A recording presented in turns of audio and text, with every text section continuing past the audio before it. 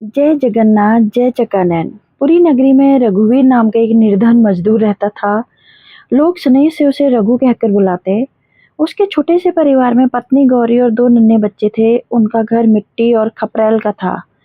सावन में छत चूने लगती, जेठ में वही घर अंगार सा दहक उठता। गरीबी उनकी नियति थी, पर उस टूटे घर में एक संपदा कभी कम न हुई, भगवान जगन्नाथ पर अटूट विश्वास। रघु प्रतिदिन ब्रह्म मुहूर्त में उठता, नदी स्नान कर स्वच्छ वस्त्र धारण करता और नंगे पांव मंदिर पहुंच जाता।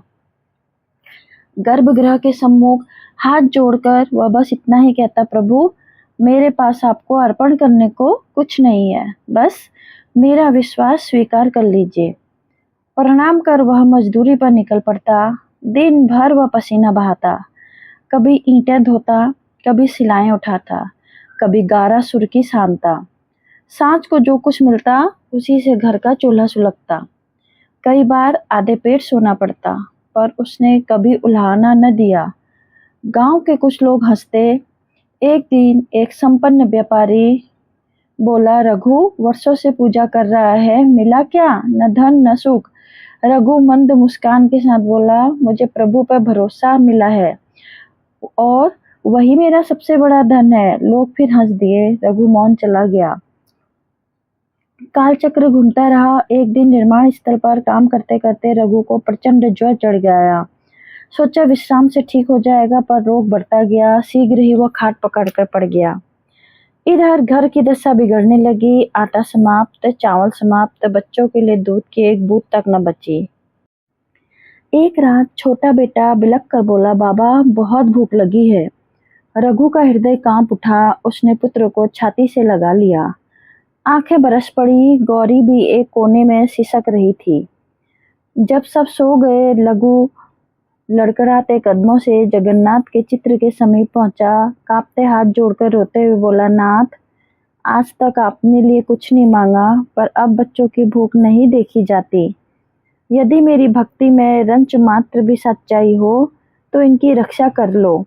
कहते कहते वो फूट फूट कर रो पड़ा। उसी क्षण श्री मंदिर के गर्भगृह में अलौकिक घटना घटी। निस्तब्ध अर्धरात्रि में कपाट बंद थे, फिर भीतर दिव्य प्रकाश फैल गया।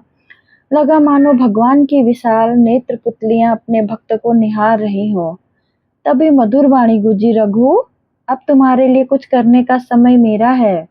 भोर हुई। निर्माण स्थल पर मजदूर जुटे ही थे कि एक नया श्रमिक आया। सांवला वर्ण, साधारण धोती, सिर पर मैली पगड़ी, मुख पर अपूर्व शांति। ठेकेदार ने पूछा, काम करेगा? वह बोला, हाँ मालिक, पूरी निष्ठा से। फिर जो हुआ उसने सबको चौंका दिया। वह अकेला ही 4 श्रमिकों के बराबर कार्य करता।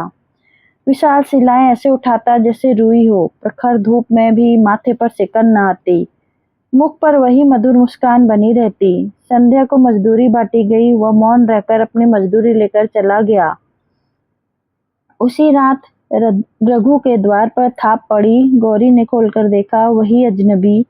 उसने चुपचाप रुपये बढ़ाते हुए कहा, रघु भाई ने भेजे हैं। गौरी की आंखें छलक आई। उसी धन से राशन आया। कई दिनों बाद घर में चूल्हा जला। बच्चों के मुख पर हंसी लौट आई। यह क्रम चलता रहा। प्रतिदिन वह आता, श्रम करता, सांझ को मजदूरी रघु के घर पहुंचा देता। गांव भर में चर्चा फैल गई। ऐसा कर्मठ मनुष्य न देखा न सुना, पर उसका नाम कोई न जान पाया। इधर प्रभु कृपा से रघु का स्वास्थ्य सुधरने लगा। एक दिन वह स्वस्थ होकर काम पर लौटा। उसे देखते ही सब स्तंभ रह गए। एक मजदूर बोला, अरे रघु, तू यहाँ क्यों?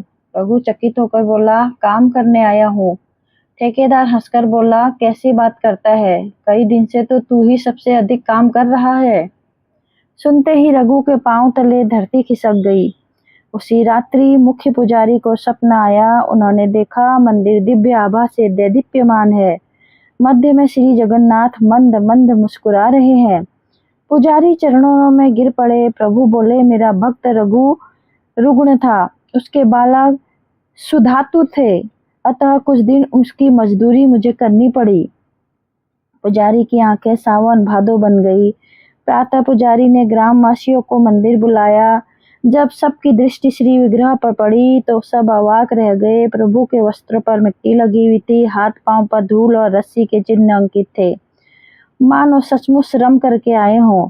पुजारी ने स्वप्न सुनाया, सारा मंदिर निस्तब्ध हो गया, अनेक नेत्र सजल हो उठे। रघु कांपते हुए प्रभु के चरणों में गिर पड़ा, अश्रुधारा के साथ बोला, प्रभु मैं तुच्छ अयोग्य, आपने मेरे लिए श्रम किया और मैं पहचान भी न सका। उसी क्षण घंटे स्वयं बज उठे, दीप शिखाएं ऊंची हो गई, संपूर्ण मंदिर दिव्य सौरभ से भर गया। उस दिन गांव का मस्तक लज्जा से सूख गया। जो कल तक रघु का उपहास करते थे वे आज उसके चरण छूने लगे।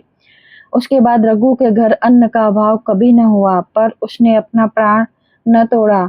उसके द्वार से कोई भूखा न लौटा। जो भी याचक आता वह यथाशक्ति उसकी सहायता करता। कहते हैं श्री जगन्नाथ आज भी अपने सच्चे भक्तों को अकेला नहीं छोड़ते।